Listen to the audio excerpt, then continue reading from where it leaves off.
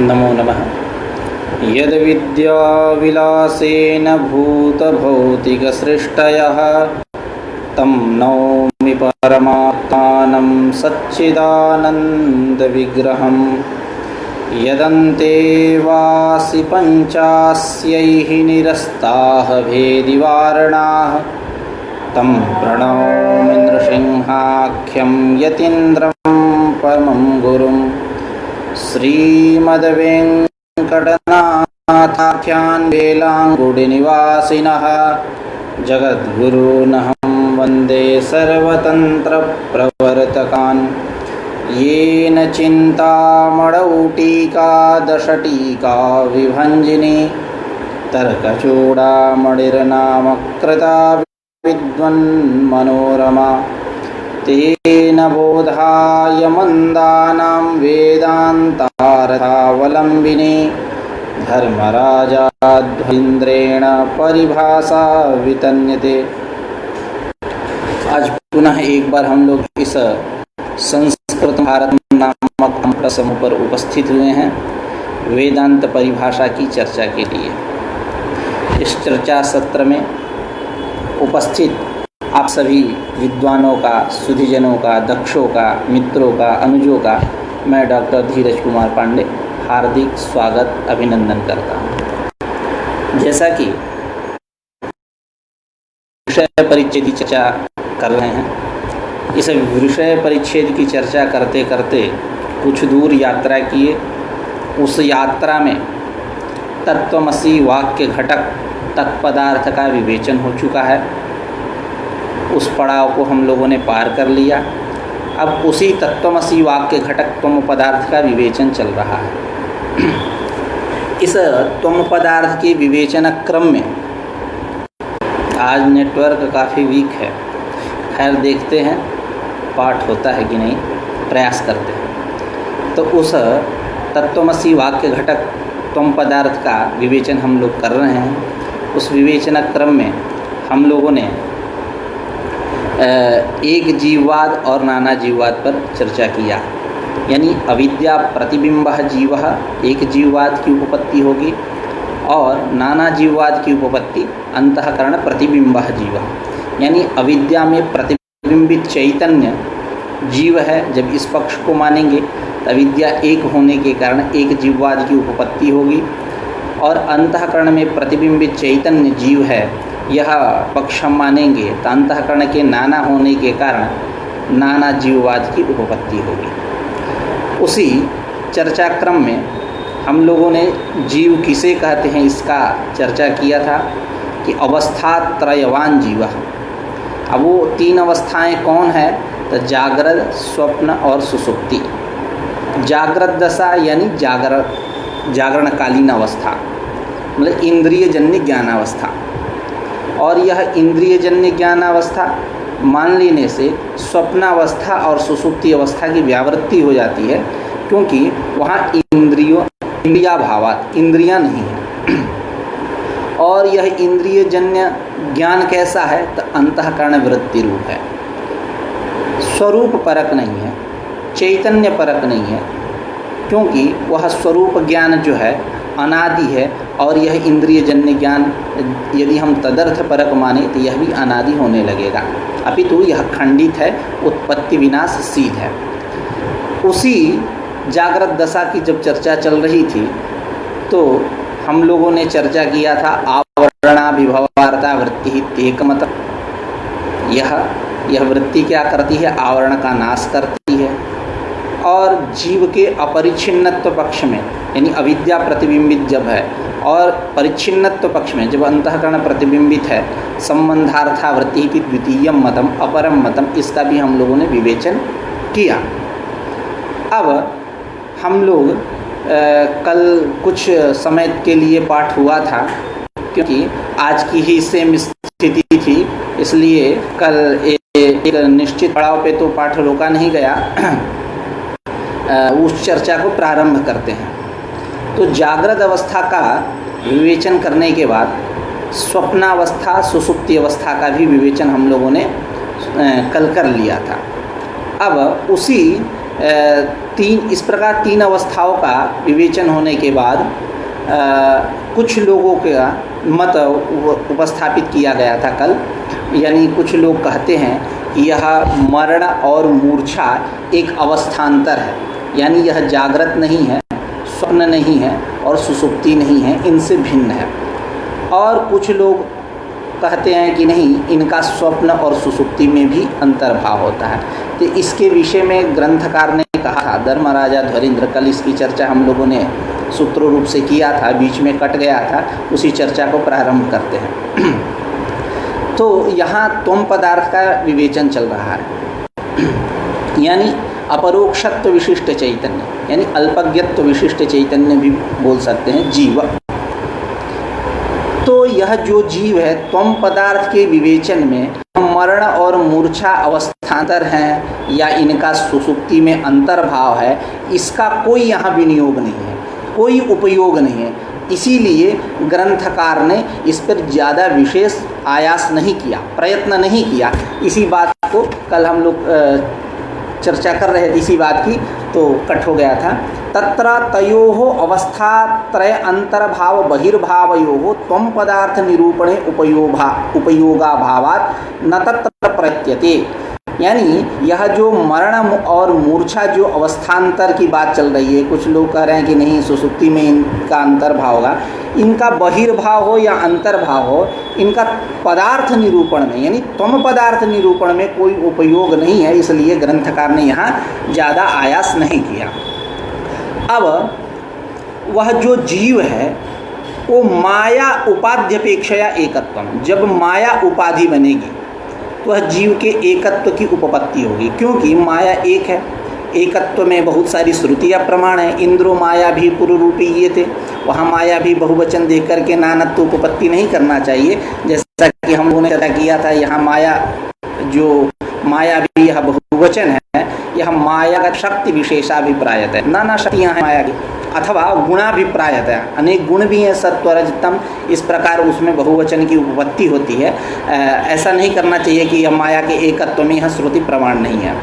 और अजामेकाम लोहित शुक्ल कृष्णाम इत्यादि श्रुतियाँ, तरतीय विद्याम वितताम हृदि यस्मिन् निवेशिते योगी माया ममेयाय तस्मै विद्यात्मने नमः इत्यादि श्रुति स्मृति जो है माया के एकत्व में प्रमाण है।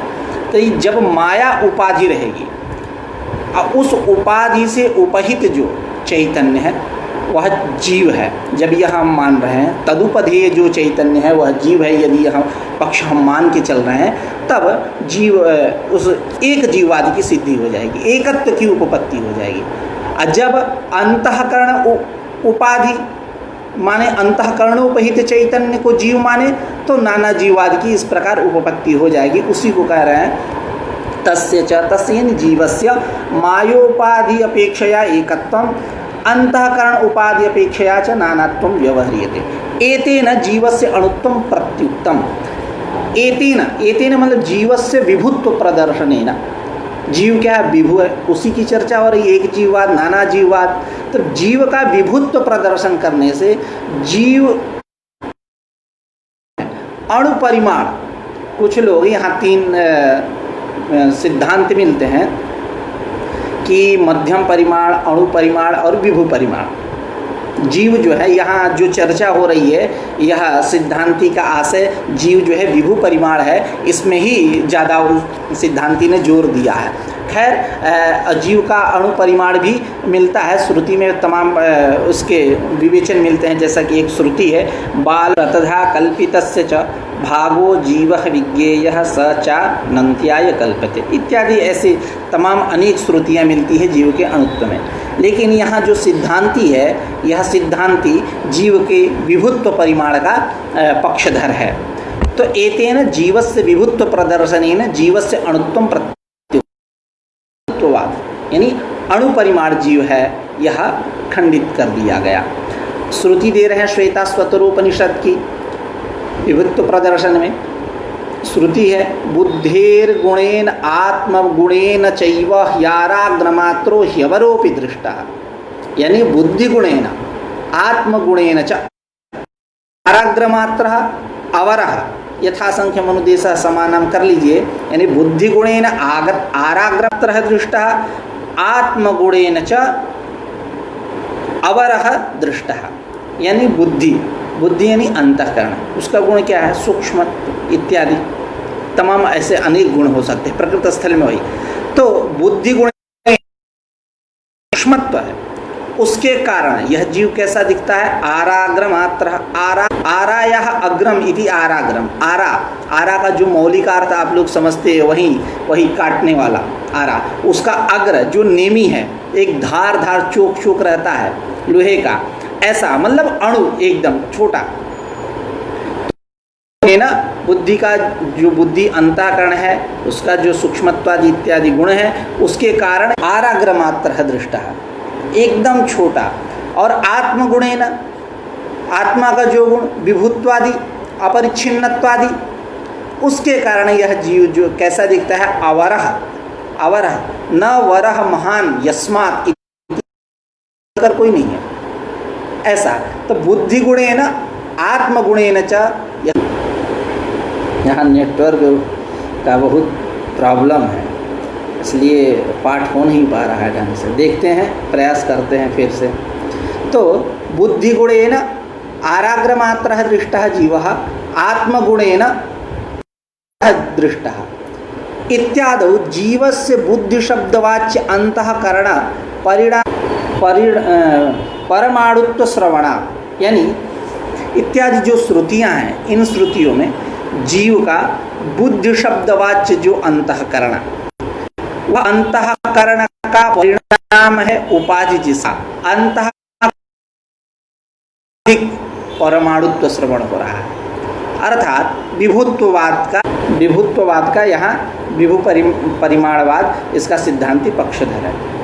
अब यह जो जीव है, यह जीव कैसा है? तो सच जीवः स्वयं प्रकाशः, स्वयं प्रकाश है, इसको किसी प्रकाशांतर की आवश्यकता नहीं है।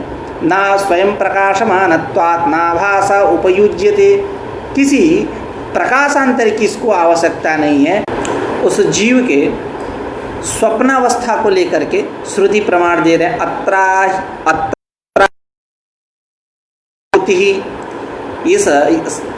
यह जो पुरुष है, ये कैसा है? स्वयं ज्योति है। इस प्रकार यह स्वयं सच जीव स्वयं प्रकाश है, इसमें प्रमाण हुई। और वह जीव का जो अनुभव है, जो अनुभव करता है, वह भी श्रुति वेद्य है, श्रुति प्रतिपाद्य है। श्रुति कहती है प्रज्ञान घन, कैसा है? प्रज्ञान घन है। प्रज्ञान घन यानी प्रज्ञान की प्रचुरता वाला, ज्ञान की प्रचुरता वाला। अब जैसा आप घन शब्द है, तो घन का अर्थ होता है, लोक व्यवहार में घन का प्रयोग करते हैं निहाई के लिए। निहाई यानी जिस पर लोहा को रख करके लोहार इत्यादि अपने औजार को बनाने के लिए लोहा को कूटते हैं, तो निहाई एकदम घना। अन्य लोहा के अपेक्षा वो थोड़ा सा बलिष्ठ रहता है, मजबूत रहता है। मतलब वहाँ अय की घनता देखनी हो तो निहाई में आप देख सकते हैं। तो उसी प्रकार यह जो जीव है प्रज्ञान की प्रचुरता वाला है, प्रज्ञान घन इत्यादि श्रुते है। और अनुभवती, वह जो अनुभव करता है, अर्थात अनुभवती यानी जीवः अनुभवती, जीव जो अनुभव करता है वो अनुभव का आश्रय है। अनुभवती अथवा अनुभवामि कह लीजिए कि अहम अनुभवामि, मैं अनुभव कर रहा हूँ। तो अनुभव कर रहा हूँ, तो अनुभव का आश्रय जीव है। यह व्यवहार कैसे उपपन्न होगा? तो कह रहे हैं कि वृत्ति एवं उपपद्यते, यानी वृत्ति प्रतिबिंबित। आज नेटवर्क काफ़ी वीक है, कुछ समझ में नहीं आ रहा क्या किया जाए। खैर देखते हैं और एक दो बार। तो अनुभवामि, अहम अनुभवामि, मैं अनुभव कर रहा हूँ, इस प्रकार का यह जो व्यवहार है, यह का आश्रय जीव इस प्रकार जो व्यवहार है, उस जीव में अनुभवाश्रयता की उपपत्ति कैसे होगी? तो कहते हैं कि अविद्या प्रतिबिंबित चैतन्य मादायैव, अविद्या प्रतिबिंबित चैतन्य को लेकर के ही वह अनुभवाश्रयता की उपपत्ति हो जाएगी कि अनुभव का आश्रय जो है, अर्थात अविद्या प्रतिबिंबितम चैतन्यम अनुभवति, ऐसा अर्थ। अनुभवामि यानी अविद्या प्रतिबिंबितम चैतन्यम अनुभवति, इस प्रकार का अविद्या प्रतिबिंबित चैतन्य को लेकर के उस अनुभव का आश्रय जीव है, इस प्रकार के व्यवहार अनुभवामि अनुभवति इत्यादि व्यवहार की उपपत्ति हो जाएगी। इस प्रकार त्वम पदार्थो निरूपितः, त्वम पदार्थ का निरूपण के द्वारा। अब अधुना तत्पदार्थयोः ऐक्यम महावाक्यार्थ प्रतिपाद्यम अभिधीयते।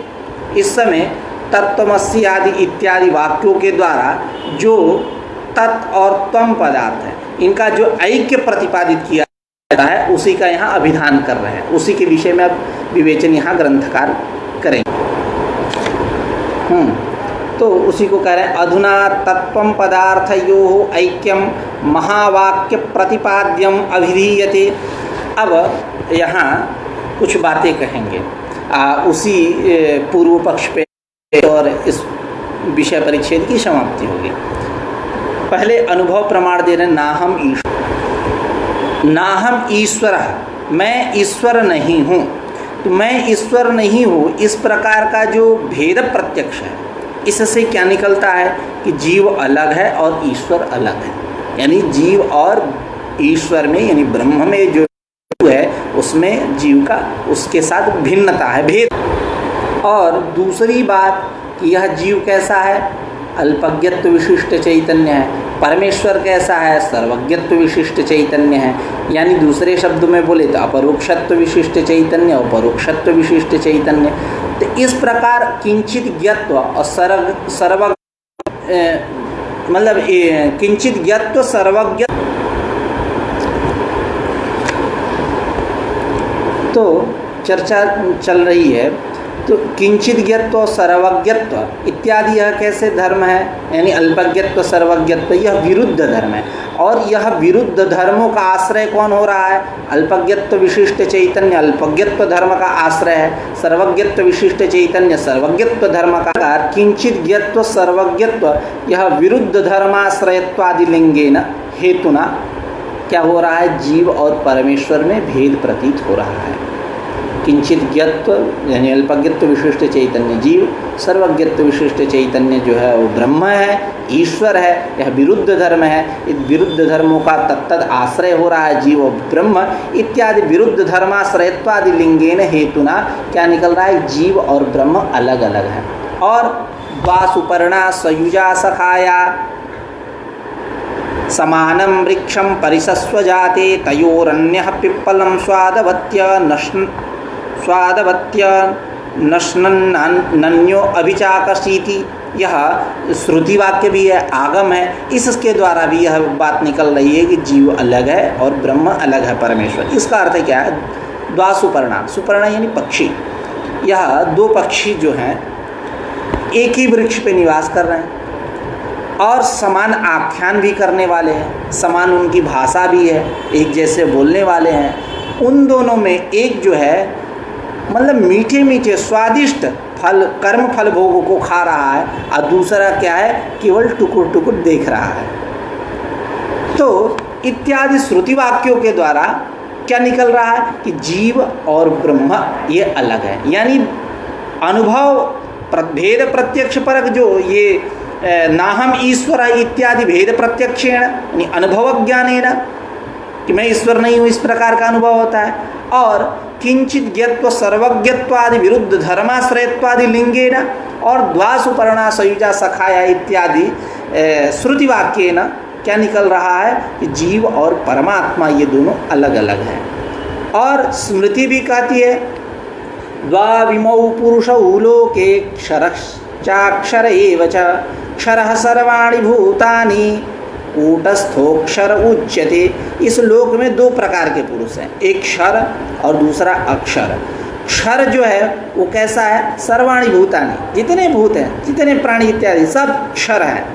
और कूटस्थ कौन है, अविचाली कौन है, जो कूटस्थ है वही क्या है, अक्षर है। इस प्रकार यह श्रुति भी बतला रही है कि जीव और ब्रह्म दोनों अलग अलग हैं। तो आप कैसे तत्वमस्य आदि वाक्यों के द्वारा आप अभेद प्रतिपादित करोगे? यदि अभेद प्रतिपादित करोगे तो यह यूं कह ले यजमानो प्रस्तरः, ऐसा जैसे यह गौणार्थ यहाँ प्रतीति होती है कि यजमान जो है, प्रस्तर जो है वो यजमान है, प्रस्तर यानी दर्भमुष्टि। तो दर्भमुष्टि जो है यह यजमान है। जैसे याग आदि में क्या करते हैं, यजमाना भाव स्थल में यजमान जहाँ नहीं है वहाँ दर्भमुष्टि को रख देते हैं। नहीं, यजमानः प्रस्तरः यानी प्रस्तरः, यह प्रस्तर दर्भमुष्टि जो है वो यजमान है। तो जैसे वो औपचारिक है, उपचरितार्थ है, ठीक उसी प्रकार तत्वमस्य आदि वाक्य भी उपचरितार्थ होंगे, क्योंकि भेद प्रत्यक्ष परक मिल गए। नाहम ईश्वरः और किंचित ज्ञत्व सर्वज्ञत्व इत्यादि विरुद्ध धर्माश्रयत्वादि लिंगेन और द्वासुपर्णा सयुजा सखाया, यह श्रुति वाक्य के द्वारा द्वामिमो पुरुषौ लोके इत्यादि स्मृति वाक्यों से, इन तमाम प्रमाणों से यह बात स्पष्ट होती है कि परमेश्वर और जीवात्मा यह दोनों अलग अलग हैं। अब तत्वमस्य आदि जो वाक्य हैं, यह जो अभेद प्रतिपादक है, जीव और परमात्मा के अभेद परक हैं, यह कैसे हैं? यजमानो प्रस्तरः आदित्यो यूपः, यह यूप कैसा है? आदित्य। तो किसी काल में वो आदित्य नहीं हो सकता, भले वो गुणवाद हो। तो ये औपचारिक है, उपचरितार्थ है। ठीक उसी प्रकार तत्वमस्य आदि भी उपचरितार्थ माना जाएगा। तो करें इति चेत न। अभी इसी बात को ग्रंथकार अपने शब्दावली में करें, ननु नाहम ईश्वरः इत्यादि प्रत्यक्षेण किंचित ज्ञत्व सर्वज्ञत्व विरुद्ध धर्माश्रयत्वादि लिंगेन द्वासुपर्णा इत्यादि श्रुत्या द्वाविमौ पुरुषौ लोके क्षरश्चाक्षर एव च क्षरः सर्वाणि भूतानि कूटस्थोऽक्षर उच्यते इत्यादि स्मृत्या च जीव परभेदस्य अवगतत्वेन, जीव और ब्रह्म में भेद प्राप्त हो गया, भेद ज्ञात हो गया। तो तत्वमस्य आदि वाक्य जो है, तत्वमस्य आदि वाक्यानाम आदित्यो यूपः यजमानः प्रस्तरः इत्यादि वाक्यवत उपचरितार्थमेव, उपचरितार्थ ये औपचारिक है, केवल गौणार्थ प्रतिपादक है। इति चेत न, यदि आप ऐसा कहो तो नहीं कह सकते। क्यों? कि भेद प्रत्यक्ष से संभावित करण दोष से असंभावित दोष वेदजन्य ज्ञानेन बाध्यमानत्वा। यह वेदजन्य ज्ञान कैसा है? तत्वमस्य आदि कैसा है? वेदजन्य ज्ञान है, वेद है, श्रुति है। तो यह वेदजन्य ज्ञान कैसा होता है? असंभावित दोष वाला होता है, जिसमें वेद अपौरुषेय है, इसमें कोई पुंदूषण नहीं है, दोष की संभावना ही नहीं है।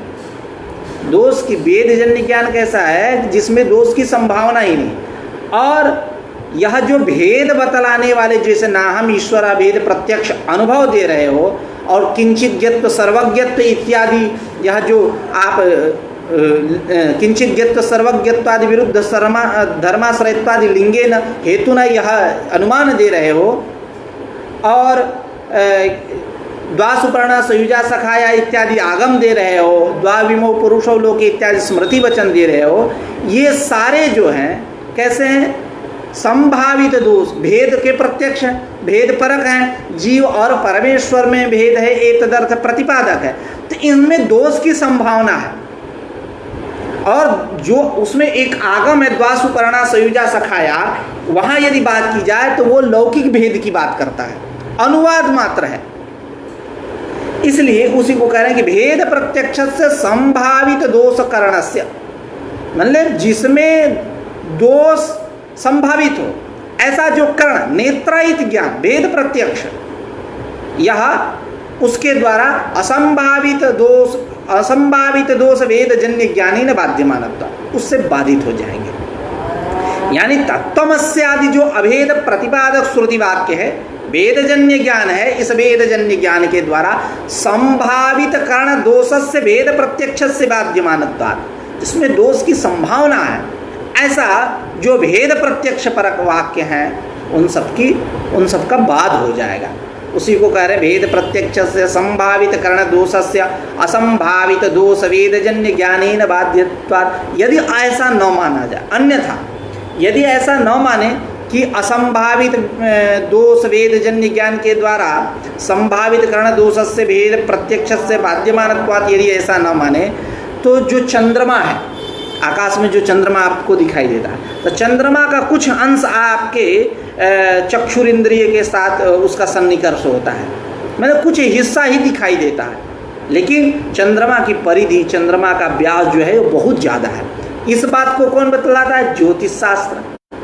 तो अब वो ज्योतिष शास्त्र का बात होने लगेगा। अब इस प्रत्यक्ष ज्ञान के द्वारा उस ज्योतिष शास्त्र का बात होने लगेगा, लेकिन ऐसा तो है नहीं। उसी को करें अन्यथा, यानी वेदजन्य ज्ञानेन, मतलब असंभावित दोष वेदजन्य ज्ञानेन संभावित करण दोषस्य भेद प्रत्यक्षस्य बाध्यमानत्वात् अस्वीकारे चंद्रगत अधिक परिणाम ग्राही ज्योतिषशास्त्रस्य चंद्र प्रादेश ग्राही प्रत्यक्षण बाधापत्य, उस ज्योतिष शास्त्र का ही इससे बात होने लगेगा। इसलिए आपको मानना होगा कि जहाँ दोष की संभावना नहीं है, ऐसे जो वेदजन्य ज्ञान है, इस वेदजन्य ज्ञान के द्वारा जहाँ दोष की संभावना है, ऐसा जो भेद प्रत्यक्ष नेत्रायित कर्ण, यानी नेत्रायित जो भेद प्रत्यक्ष, आंख से देख करके आपको लग रहा है कि इन दोनों में भिन्नता है, जो नेत्रायित संभावित दोष जिसमें है, जिसमें दोष की संभावना है, वो बाधित हो जाते हैं। और जो तमाम भेद में प्रमाण दिए थे, आगम दिए थे, अनुमान दिए थे, श्रुति दिए थे, स्मृति दिए थे, अब एक एक का खंडन करेंगे। प्रत्यक्ष का खंडन किए, उसी प्रत्यक्ष खंडन में एक और चर्चा चल रही है। पाक रक्ते घटे रक्तोयम नप्स्यामः, जैसा कि एकदम पाक से घट कैसा हो गया है? लाल हो गया है। पाक करने से, पाकक क्रिया हो जाने से घट कैसा हो गया? एकदम लाल हो गया। रक्तोयम, यह रक्त है। न श्यामः, वह श्याम नहीं है। तो वहाँ किसका निषेध होता है? गुण का, विशेषणीभूत धर्म का, श्याम का निषेध होता है। विशेष से जो पदार्थ है घट, उसका निषेध नहीं होता है। न श्यामा से मतलब यह सांवला नहीं है, यह श्याम नहीं है।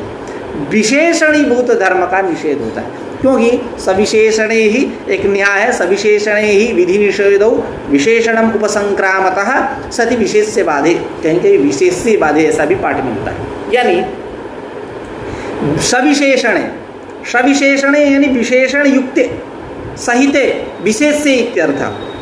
विशेषण के साथ विशेष के विषय में यदि विधि और निषेध दोनों हो रहे हों, और विशेष में यदि विशेषण का बात हो रहा हो, तो यह जो विधि निषेध है विशेषणम उपसंक्रामतः, यानी विशेषण विषयक माने जाते हैं।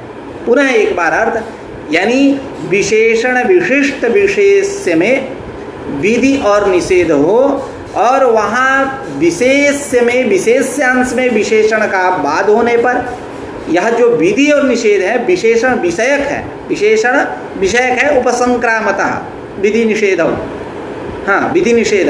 तो इस प्रकार यह सविशेषणे ही विधि निषेधो विशेषणम उपसंक्रामतः सति विशेष से बाधे, विशेष से बाधे वा। तो इस प्रकार यह सविशेष। तो अब यहाँ पाक रक्ते घटे रक्तो यम न श्यामः, यह रक्त है, श्याम नहीं है। यहाँ किसका निषेध हो रहा है? श्यामता का, विशेषणीभूत धर्म का निषेध हो रहा है, विशेष्य का निषेध नहीं हो रहा है, घट पदार्थ का निषेध नहीं होता है। तो उसी को पाक रक्ते घटे रक्तो यम न श्यामः इतिवत् सविशेषणे ही इति न्यायेन जीव परभेद ग्राही प्रत्यक्षस्य विशेषणीभूत धर्म भेद विषयत्वाच्च। यह प्रत्यक्ष कैसा है? तो जीव और परमेश्वर में भेद ग्राही है। अब यह जीव और परमेश्वर में भेद ग्राही जो प्रत्यक्ष है, इस प्रत्यक्ष का विषय कौन होगा? विशेषणीभूत धर्म होंगे, अर्थात अल्पज्ञत्व विशिष्ट चैतन्य में जो अल्पज्ञत्व है, सर्वज्ञत्व विशिष्ट चैतन्य में जो सर्वज्ञत्व है, विशेषणीभूत धर्म जो है इसके विषय होंगे। किसके? यहाँ जीव और परमेश्वर में भेदग्राही जो प्रत्यक्ष है। यह प्रत्यक्ष किसका निषेध करेगा? अल्पज्ञत्व जो विरुद्ध धर्म है, अल्पज्ञत्व सर्वज्ञत्व, परोक्षत्व परोक्षत्व, इसका निषेध करेगा, विशेष्यांश का निषेध नहीं करेगा। तो यह जो भेद अनुभव प्रमाण दे रहे थे, भेद प्रत्यक्ष, यह जो नाहम ईश्वर इत्यादि एक स्वरूप पूर्व में दिखाए कि मैं ईश्वर नहीं हूँ, इससे यह सिद्ध होता है कि जीवात्मा परमात्मा अलग है। इस प्रकार यह जो भेद प्रत्यक्ष है, इससे जीव और परमेश्वर में क्या है, भिन्नता है, यह अलग अलग है, इस प्रकार आपने जो कहा था वो खंडित हो गया, क्योंकि यह उसके तत्वमस्य आदि वाक्य जो है, इनके द्वारा जो जीव ब्रह्म का ऐक्य प्रतिपादक है, प्रतिपादक जो वाक्य है, इनका यह बाधक नहीं हो सकता। विशेषणीभूत धर्म विषयक है, लक्ष्य स्वरूप का बाधा नहीं होगा, लक्ष्य स्वरूप हमेशा अबाधित ही रहेगा, विशेष्यांश जो है चैतन्यांश वह अबाधित ही रहेगा। अतएव नानुमानमपि प्रमाणम, अतएव यतः सर्व प्रमाण उपजीव्यस्य ज्येष्ठस्य प्रत्यक्षस्य बाध्यत्वात् भेदे अप्रमाणता अतएव अनुमानस्यापि इत्याह नानुमानमपि प्रमाणम। यानी सर्व प्रमाण उपजीव्यस्य प्रत्यक्षस्य, यह प्रत्यक्ष कैसा है, सर्व प्रमाण उपजीव्य है, सभी प्रमाणों का कारण है, तदधीन ही अन्य प्रमाण है, पूर्वोत्पन्नता है प्रत्यक्ष में। जब आप सांख्य तत्व कौमुदी पढ़ेंगे, असद करणाद उपादान ग्रहणात् सर्वसंभवा भावा सक्तस्य शक्य करणात् कारण भावच्च सत्कार्यम, उसके अवतरणिका में उसके या प्रतिविषयाध्यवसायो दृष्टम, शायद उसके अवतरणिका में ये बात आचार्य वाचस्पति मिश्र ने कहा है कि प्रत्यक्ष की प्रबलता के विषय में चर्चा चली है कि वो सर्व प्रमाण उपजीव्य है, पूर्वोत्पन्न है, ज्येष्ठ है, तदधीन ही अन्य प्रमाण इत्यादि। तो सर्व प्रमाण उपजीव्य से प्रत्यक्ष से ये प्रत्यक्ष कैसा, ज्येष्ठ है। अब यह प्रत्यक्ष जो बाध्यता गई उस प्रत्यक्ष में, तत्वमस्य आदि वाक्य से उसका वाद हो जाएगा, इस भेद प्रत्यक्ष से तत्वमस्य आदि का वाद नहीं होगा। यह जो तत्वमस्य आदि वाक्य क्या हो जाएंगे, प्रबल हो जाएंगे। यदि यह भेद प्रत्यक्ष परक जो अनुभव है, यह विशेषणांश का ही बात कर रहा है, विशेष्यांश का बात नहीं कर रहा है। इस प्रकार वह जो प्रत्यक्ष है वो उसमें बाध्यता होने से भेदे अप्रमाणता, भेद में कोई प्रामाणिकता नहीं है, अप्रमाणता है, प्रमाण नहीं है, जो इसके बल से जीव और परमात्मा में भेद हम सिद्ध करने चले थे। अतएव इति स्वीकारादेव अनुमान नानुमानमपि प्रमाणम, अनुमान भी प्रमाण नहीं है, अर्थात अनुमान भी उस परमात्मा और जीवात्मा के भेद में प्रमाण नहीं हो सकता। क्यों, आगम बाधात, आगम के द्वारा बाध हो जाएगा। आगम कौन है, तो तत्वमस्य आदि, यही आगम है, श्रुति है, इसके द्वारा उस आगम का बाध होगा। जैसा कि एक अनुमान का स्वरूप दिखा रहे हैं, उस अनुमान का आगम के द्वारा कैसे बाध होता है।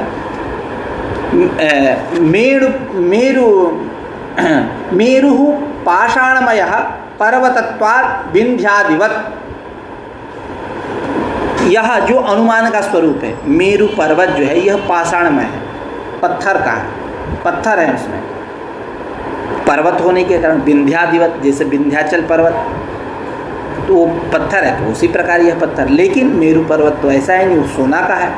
आगम कहता है यथा सर्वतः सौवर्णः कुलगिरिराजो मेरुः इत्यादि, यह जो आगम है इसके द्वारा इस अनुमान का बाध हो जाता है। इसीलिए नानुमानमपि प्रमाणम, अनुमान भी उस जीवात्मा और परमात्मा के भेद में प्रमाण नहीं हो सकता। आगम बाधात मेरु पाषाणमयत्वानुमानवत, उसके समान। नापि आगमान, इस प्रकार वह भेद प्रत्यक्ष का खंडन हुआ। और किंचित ज्ञत्व सर्वज्ञत्व विरुद्ध धर्माश्रयत्वादि लिंगेन हेतुना, यह जो भेद प्रत्यक्ष कर रहे थे, भेद कर रहे थे जीवात्मा और परमात्मा में, इसका भी बाध हो गया।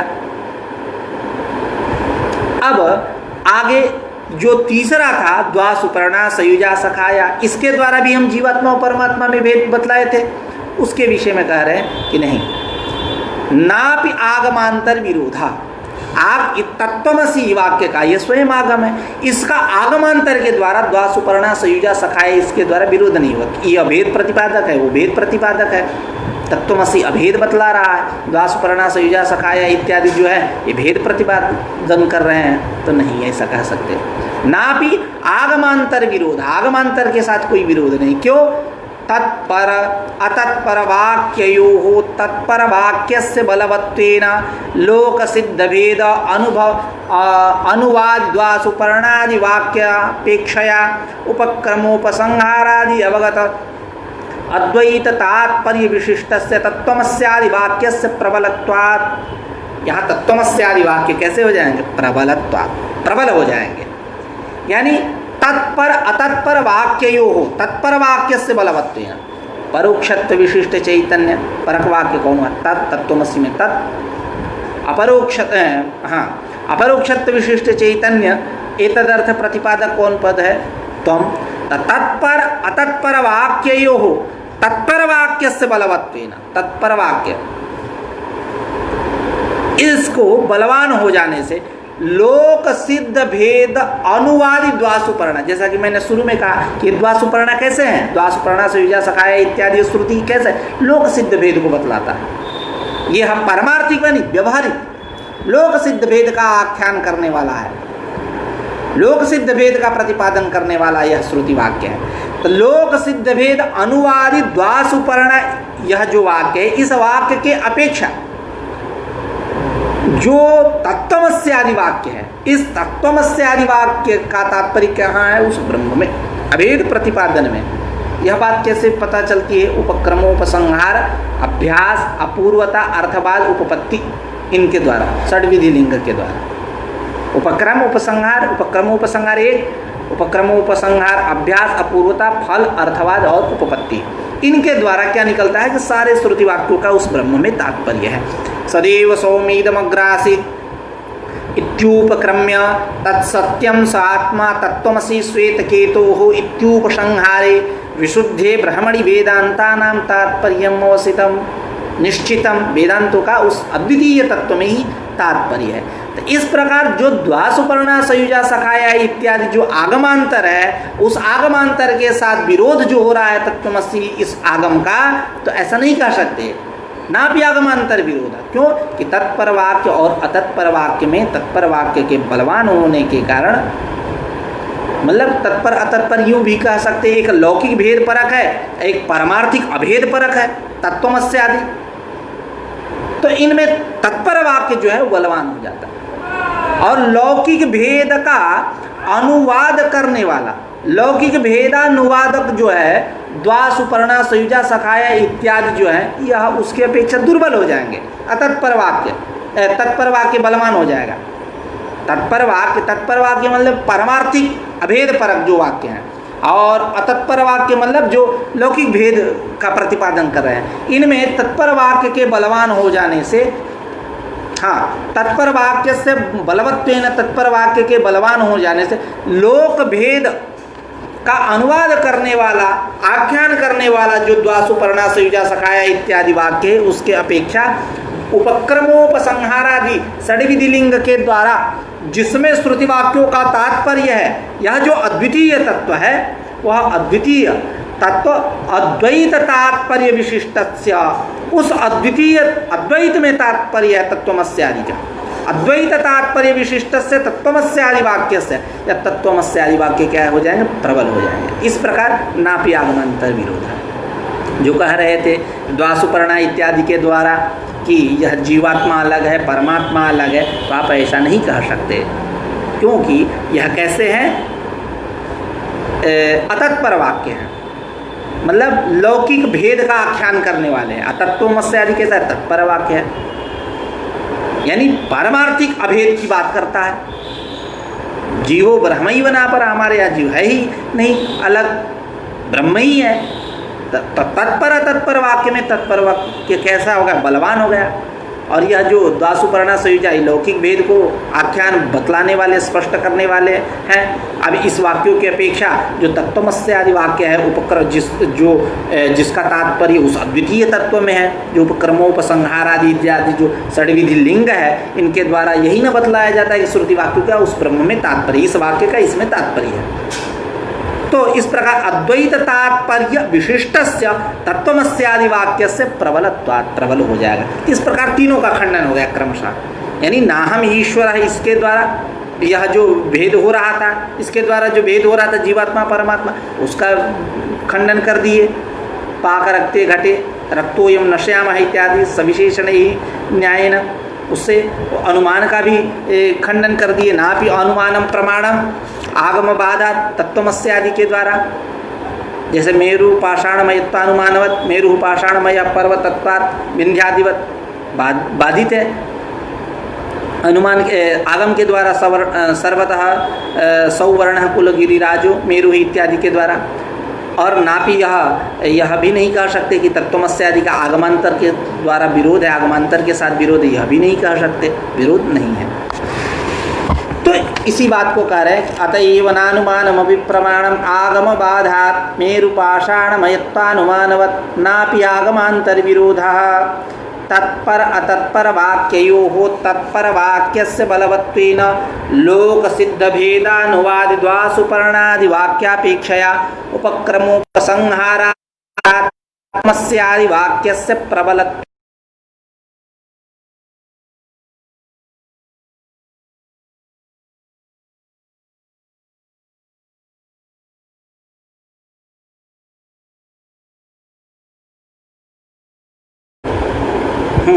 तो यहाँ ये बात चल रही है कि सिद्धांत में, वेदांत सिद्धांत में कहीं कर्तृत्वादि धर्म तो है ही नहीं, इनका सर्वथा अभाव है क्योंकि सब कुछ ब्रह्मनिष्ठा चिंता भाव प्रतियोगी हैं। कर्तृत्वादि की भी कहीं अवस्थान नहीं है, कहीं है ही नहीं सिद्धांत में। तो सिद्धांते कर्तृत्व से क्वचिदपि अभावात, अभाव होने से आरोप्य प्रमाहित संस्कार अभाव है।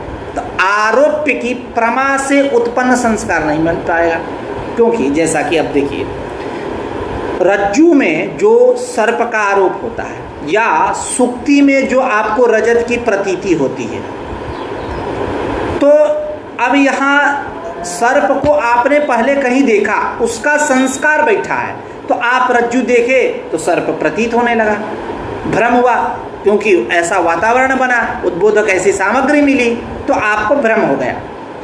या जो रज्जु सुक्ति का है, इसमें जो रजतोत्पत्ति हो रही है, रजत दिख रहा है, तो यह कैसा है? आरोप्य प्रमाहित संस्कार के कारण, क्योंकि बाजार में गया व्यक्ति, वो रजत देखा, छुआ, उसको उठाया, उसको रजत, व्यवहारिक रजत कैसा होता है इसको ज्ञान हुआ, उसका संस्कार है, और सुक्ति को देखा, उसको रजत उसमें दिखने लगा चाकचिक्य के कारण। तो अब यहाँ कर्तृत्वादि कहीं है ही नहीं वेदांत सिद्धांत में। तो जो आरोप्य है, जिसका हम आरोप कर रहे हैं, कर्तृत्वादि प्रमा से आहित संस्कार कहाँ मिलेगा जिससे आरोप होगा? क्योंकि आरोप्य में तो संस्कार चाहिए, आरोप करते हैं तो वहां तो संस्कार चाहिए। तो अब यहाँ तो कर्तृत्वादि कहीं है ही नहीं। तो जब कर्तृत्वादि की कहीं सत्ता ही नहीं है ही नहीं, तो जो उनका आरोप कर रहे हो और विरुद्ध धर्माश्रयत्व की जो उपपत्ति कर रहे हो, तो अब यह आरोप्य की प्रमा से आहित संस्कार है ही नहीं। प्रमा से आहित मतलब उत्पन्न संस्कार है ही नहीं। तो संस्कार भाव होने पर कथम आरोप, कैसे आरोप होगा? तिवाच्यम नवाच्यम, ऐसा नहीं कर सकते, क्योंकि लाघवेन आरोप्य विषय संस्कारत्वेनैव तस्य हेतुत्वात्। लाघवेन, क्या लघुता? विषयक संस्कार के प्रति आरोप्य विषयक संस्कार ही हेतु है, जिसका हम आरोप कर रहे हैं। कौन? कर्तृत्व इत्यादि धर्मों का।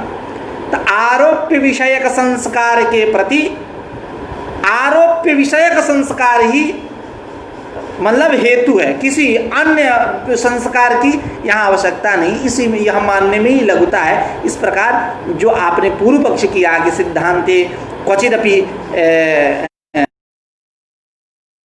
भावात आरोप्य प्रमाहित संस्काराभावे कथम आरोप इति वाच्यम न वाच्यम, ऐसा नहीं कर सकते।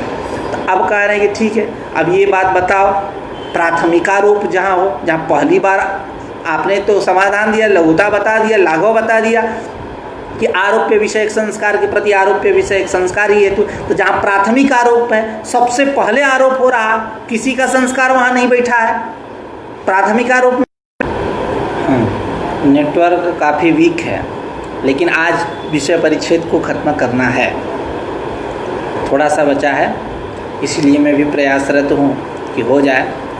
ऐसे तो एक वीडियो कट ही गया 40 मिनट का, कुछ मिनट का ये भी बन जाए, एक विषय परिच्छेद एक पड़ाव पे हम लोग आ जाएं, इसीलिए मैं भी प्रयत्नशील हूँ। तो कह रहा है कि न च प्राथमिका रूपे का गति, आपने लाघवात लघुता इसी आपने तो प्राथमिका रूप में क्या गति होगी, तो कह रहे हैं कि नहीं, कर्तृत्व अध्यास है, अध्यास प्रवाही या अनादि है, इसलिए कोई यहाँ समस्या नहीं है।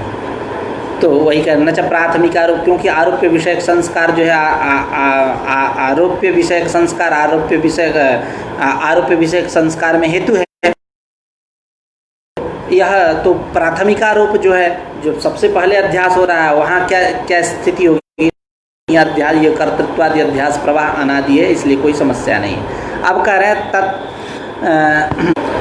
अब कह रहे हैं कि जो तुझसे दुर्जन न्याय ने किसी ने कहा कि नहीं जीव परमात्मा में भेद है, कह रहे हैं कि भले आप भेद मान लीजिए, विशिष्टांश में ऐक्य भले ना हो, लेकिन लक्ष्य स्वरूपांश में ऐक्य तो है ही, आपको मानना पड़ेगा चैतन्यांश में। तत्त्वं पदवाच्ययोः विशिष्टयोः ऐक्य अयोगे भी लक्ष्य स्वरूपयोः ऐक्यम उपपादितम एव लक्ष्य। इसीलिए अतएव तत्प्रतिपादक तत्त्वमस्यादि वाक्यानाम अखंडार्थत्वम, ऐक्य प्रतिपादक जो तत्त्वमस्यादि वाक्य हैं इनमें अखंडार्थत्व है, स्वयं देवदत्त इत्यादि वाक्य। अब यहाँ बात ये चली कि न च कार्यपराणाम एवं प्रामाण्यम, जो लिंग लकार लोट लकार तब्यत इत्यादि प्रत्ययों के द्वारा, जो लिंग लकार लोट लकार तब्यत इत्यादि प्रत्ययों के द्वारा जिनका बोध होता है, जैसे अग्निहोत्रम जुहुयात् स्वर्ग कामः, ये कैसे हैं? अभी यदि स्वर्ग की कामना है तो अग्निहोत्र करो, अग्निहोत्र नामक याग करो, मतलब करें, यह सिद्धार्थ प्रतिपादक नहीं है। कार्यपराणाम, यह जो कार्यपरक